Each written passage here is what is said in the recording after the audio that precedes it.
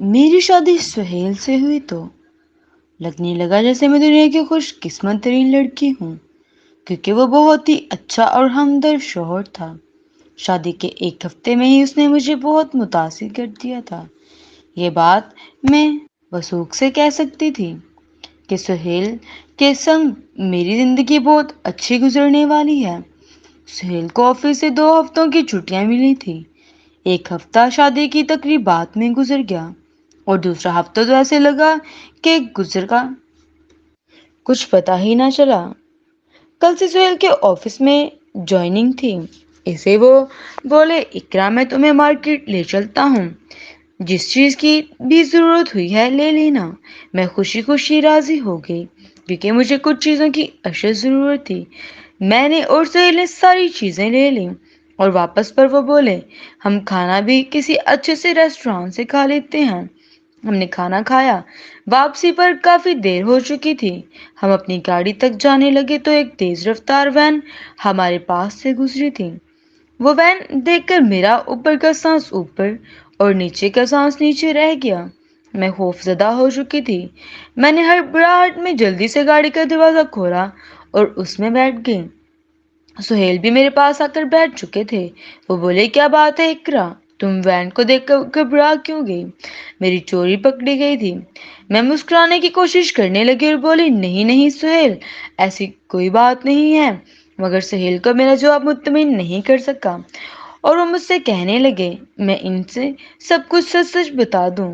ایک لمحے کے لیے دل میں آیا کہ میں ان سے کہہ دوں سب کچھ جو مجھ پر بیتا ہے، کیونکہ وہ ایک سمجھدار انسان تھے، یقیناً میری بات کو بخوبی سمجھ سکتے تھے۔ مگر دل میں ایک خوف سا بیٹھا تھا کہ کہیں ایسا نہ ہو کہ وہ مجھ سے خفا ہو جائیں اور شادی کے شروع کے دن اسی پریشانی میں گزر جائیں۔ اسی لیے میں نے بات بنا دی کہ مجھے تیز رفتار چیزیں دیکھ کر بہت خوف آتا ہے۔ سہیل میری سہیل میری بات سن کر پرسکون ہو چکے تھے، جبکہ جو سچ تھا وہ شاید تو میں کسی کو بتا نہیں سکتی تھی، کیونکہ وہ میری زندگی کا سب سے بھیانک راز تھا۔ رات ہم گھر پہنچے تو میری ساس اور نند جویریہ نے عدالت لگائی ہوئی تھی۔ میری ساس بولی، سہیل، میں اسی دن سے ڈرتی تھی کہ تم شادی کے بعد میرے ہاتھوں سے نکل جاؤ گے، اپنی کنواری بہن کو بھی فراموش کر دو گے۔ کیا تھا جو اپنی اس یتیم بہن کو بھی ساتھ لے جاتے؟ مجھے اپنی ساس کی بات بالکل بھی اچھی نہیں لگی تھی۔ بھلا میاں بیوی کے درمیان کسی تیسرے کا کیا کام؟ سہیل بولا، امی میں تو لے چلا، مگر اقرا نے منع کر دیا تھا کہ کسی کو ساتھ لے جانے کی کوئی ضرورت نہیں ہے۔ میں ہکا بکا سہیل کی شکل و صورت کو دیکھتی رہی۔ میری ساس بولی، ہاں ہاں، بہویں تو ایسی ہی ہوتی ہیں، تمہیں خود اپنی بہن کا خیال رکھنا چاہیے نا۔ سہیل جھٹ سے بولا، جی جی امی، آئندہ خیال رکھوں گا۔ میری اور ساس اور نند کے چہرے پر میرے لیے بیزاری ہی بیزاری تھی، اسے میں وہاں پر مزید رک نہیں سکی اور اپنے کمرے میں آ گئی۔ میری آنکھوں سے آنسو بہنے لگے تھے۔ میں تو یہ توقع بھی نہیں کر سکتی تھی کہ سہیل خود کو بچانے کے لیے مجھ پر اس قسم کا الزام بھی لگا سکتے ہیں۔ تھوڑی دیر بعد جب سہیل بھی کمرے میں آ گئے تو وہ بولے، کیا بات ہے اقرا، رو کیوں رہی ہو؟ میں بولی، سہیل، میں آپ سے اس قسم کی حرکت کی توقع نہیں کر سکتی تھی۔ آپ نے کس طرح سے جھوٹ بول کر مجھے انٹی کی نظروں میں گرا دیا۔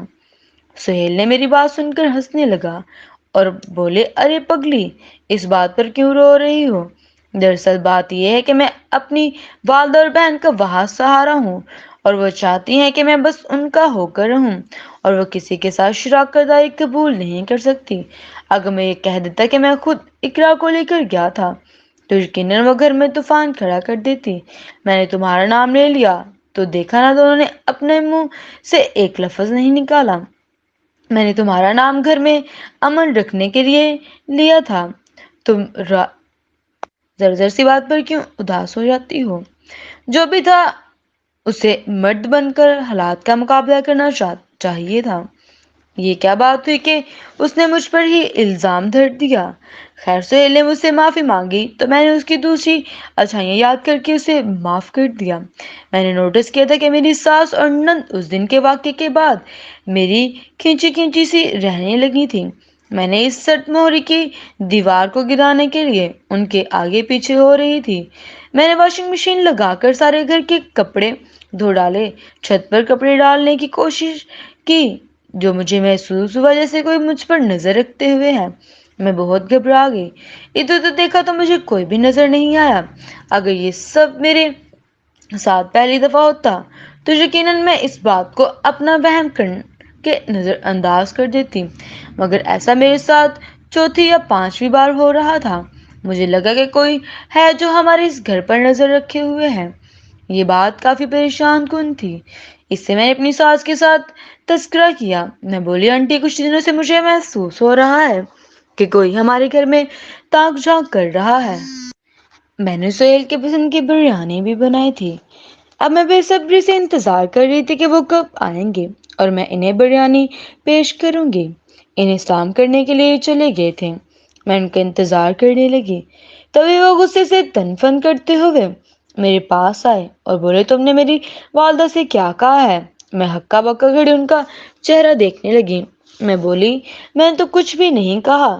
تبھی میری ساس بھی اپنے کمرے سے نکل کر صحن میں آ گئی اور وہ بولی، جھوٹ کیوں بول رہی ہو؟ سچ سچ کہو کہ تم میری سات پردوں میں پلی بیٹی پر الزام لگایا ہے۔ میں نہ سمجھی سے ان کو دیکھنے لگی، کیونکہ میں نے تو جویریہ پر کوئی بھی الزام نہیں لگایا تھا۔ وہ بولی کہ کیا تم نے نہیں کہا تھا کہ کوئی غیر مرد میری بیٹی کے لیے گھر میں تاک جھانک کرتا رہا ہے؟ تب میں سمجھی کہ انہوں نے کہاں کی بات کو کہاں جوڑ دیا تھا۔ میں بولی، امی میری بات کا وہ مطلب نہیں تھا۔ میرے منہ سے ابھی یہ الفاظ ادا ہوئے تھے کہ سہیل نے میرے منہ پر تھپڑ دے مارا اور وہ بولا، تم نے ایسے الفاظ استعمال ہی کیوں کیے کہ بعد میں تمہیں اپنی صفائیاں دینا پڑے؟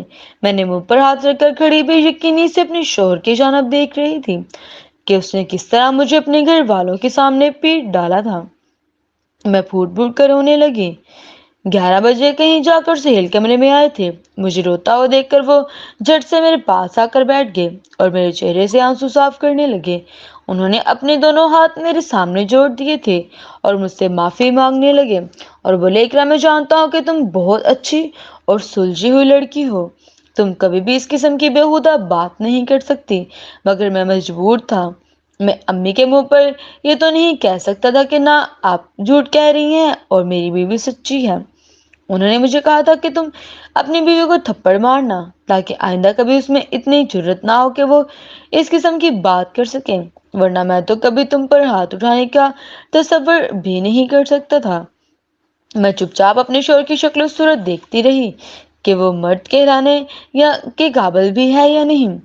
کیا ایسے مردوں کو شادی کرنے کا حق ہونا چاہیے جو ہر فیصلہ اپنی والدہ کے کہنے میں آ کر کرتا ہو؟ میں چپ چاپ سونے کے لیے لیٹ گئی تھی۔ میں سہیل سے بات کرنا ہی نہیں چاہتی تھی۔ اگلے دن میں تب تک سوئی رہی جب تک سہیل اپنے آفس نہیں چلا گیا تھا۔ میں سارا دن اپنے کمرے میں بند رہی تھی۔ میرا دل ہی نہیں چاہ رہا تھا کہ میں اپنی ساس یا نند کی شکل بھی دیکھوں۔ وہ سیدھا اپنے کمرے میں آئے تھے، ان کے ساتھ ایک خاتون بھی تھی۔ سہیل بولے، اقرا یہ میری ہیلپ پر لے کر آیا ہوں، مجھے بالکل بھی اچھا نہیں لگتا کہ تم نے گھر کے کپڑے دھوئے، میں تمہیں کاموں کے لیے تو بیاہ کر نہیں لایا نا۔ سہیل بولے، باجی عزیزہ آپ نے اقرا کے کہنے پر یہ کام کرنا ہے، جیسے یہ کہیں ویسے ہی کرنا ہے، آپ کی تنخواہ بھی دیں گے۔ سہیل نے مجھے بہت مان دیا تھا کہ ایک دم سے میرا دل پگھل گیا۔ اب میری ساری بات سمجھ میں آ چکی تھی کہ میرا شوہر بذات خود پر انسان نہیں ہے، بلکہ وہ اپنی والدہ اور بہن کے ہاتھوں کٹ پتلی بن چکا تھا۔ میں سوچنے لگی کہ میری نند کی شادی ہو جائے گی تو گھر پھر سکون سے بھر جائے گا، تب میری ساس اور میں ہی تو ہوں گے گھر پر، ایسے وہ مجھ سے بنا ہی رہے گی۔ سہیل کمرے سے باہر نکلے تو جویریہ میرے کمرے میں آ گئی اور زاروں کی طرح رو رہی تھی۔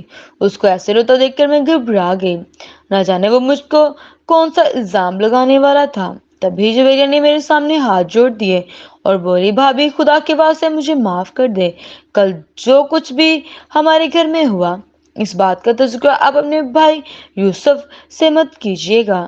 میں تو جویریہ کی بات سن کر ہی حیران رہ گئی، بھلا یہ کیا بات ہوئی، اسے یوسف سے کیا بات کا ڈر؟ خیر وہ میری بات بغیر سنے ہی اٹھ کر چلی گئی تھی۔ اگلے ہی دن یوسف ہمارے گھر آ گیا تھا۔ وہ بہت خوش تھا، جبکہ جویریہ کے تو پاؤں ہی زمین پر نہیں ٹک رہے تھے اور وہ بھاگ بھاگ کر مزے مزے کی ڈشز بنا رہی تھی۔ یوں تو کبھی اس نے کچن میں بھی جا کر نہیں دیکھا تھا۔ میں سمجھ گئی کہ دال میں کچھ کالا ضرور ہے۔ اگلے دن یوسف کی کال آئی تو وہ بولا، باجی آپ سے ایک بہت ضروری بات کرنی تھی۔ آپ مجھے یہ بتائیں گے کہ آپ کی نند جویریہ کیسی ہے؟ میں سب کو سمجھ گئی تھی کہ وہ یہ سوال کیوں کر رہا ہے۔ میں بولی، یوسف تم سے کچھ نہیں چھپاؤں گی کیونکہ تم میرے اکلوتے بھائی ہو۔ میں نہیں چاہتی کہ تم جس بات میں آ کر کوئی غلط فیصلہ کر بیٹھو۔ دراصل میری ساس اور نند ایک نمبر کی فسادی عورتیں ہیں۔ میں جس دن سے بھی آ کر آئی ہوں وہ بہانے بہانے میرے اور سہیل کے درمیان پھوٹ ڈالنے کی کوشش کرتی ہیں۔ یہ سب میری بات سن کر ہنس دیا اور بولا، باجی میں جانتا ہوں کہ سب عورتوں کو اپنی نندوں سے نفرت ہوتی ہے، اس میں آپ کا بھی کوئی قصور نہیں۔ اتنا کہہ کر اس نے فون بند کر دیا۔ اب میں سمجھی کہ جویریہ سارا دن فون کان سے لگا کر کیوں رکھتی تھی۔ جویریہ کو روکنے کی کوشش کی۔ میں بولی، جویریہ دیکھو تم میری چھوٹی بہنوں کی طرح ہو، میں تمہیں کبھی بھی کوئی غلط مشورہ نہیں دوں گی۔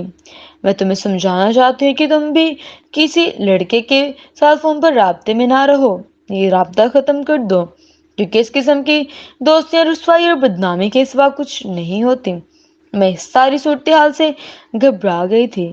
وہ دونوں بھاگتے ہوئے باہر آئے تو جویریہ بولی، امی بھابھی تو میرے پر الزام لگا رہی ہے، میں بری لڑکی ہوں اور میری کئی لڑکوں کے ساتھ دوستیاں بھی ہیں۔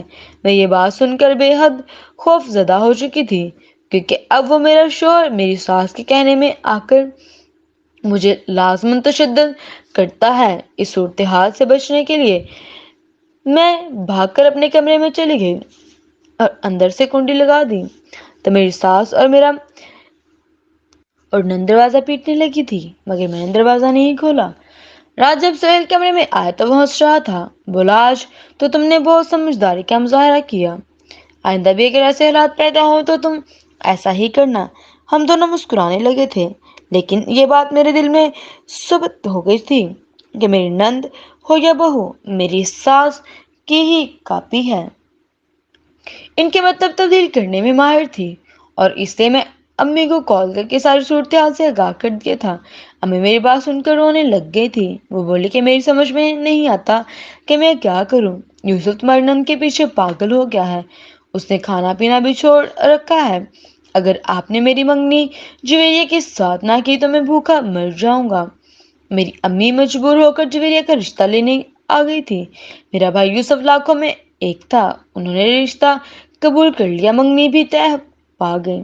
جس دن یہ منگنی ہوئی تو میں امی کے گلے لگ کر پھوٹ پھوٹ کر روئی تھی۔ منگنی کے کچھ عرصے بعد ہی میں نے نوٹس کیا تھا کہ یوسف مجھ سے کٹ سا گیا تھا۔ وہ اکثر ہمارے گھر آتا تو میری ساس کے کمرے میں بیٹھا رہتا تھا، واپس جاتے ہوئے کبھی کبھار میرا حال چال دریافت کر لیتا تھا، لیکن زیادہ تر تو وہ اس چیز کو بھی ضرورت محسوس نہیں سمجھتا تھا۔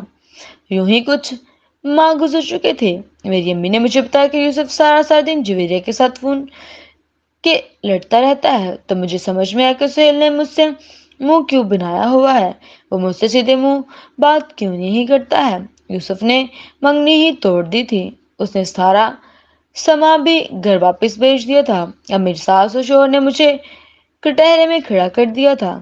یوسف کو مناؤ کہ وہ اتنی بڑی حماقت نہ کرے، وہ جویریہ کے ساتھ منگنی ختم نہ کرے۔